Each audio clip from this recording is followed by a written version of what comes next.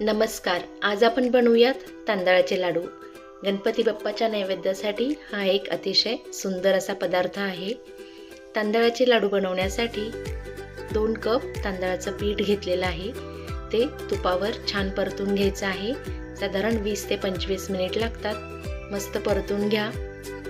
यानंतर गॅस बंद करा. वेलचीची आपल्याला बारीक पूड करून घ्यायची आहे. एक मोठा नारळ बारीक खोवून घ्यायचा आहे.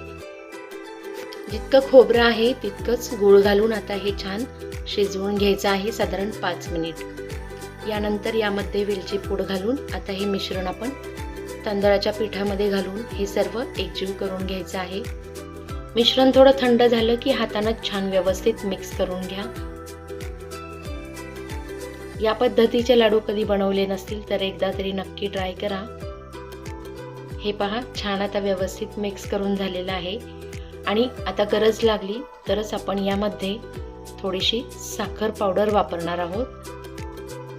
यामध्ये साखर घातल्यामुळे अजून थोडासा गोडवा येतो. यामध्ये 2 चमचे तूप परत एकदा गरम करून घातलेलं आहे.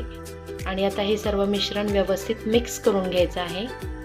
यामध्ये आता आपण दुधाची साय 2 चमचे आणि अगदी 2 चमचे दूध थोडं थोडं करत घालून हे लाडू छान वळवून घ्यायचे आहेत. हे पहा, मस्त लाडू तयार झालेले आहेत. आणि अगदी कमीत कमी तुपामध्ये कमीत कमी वेळामध्ये मस्त असे मऊसूत लाडू तयार होतात. थँक्यू.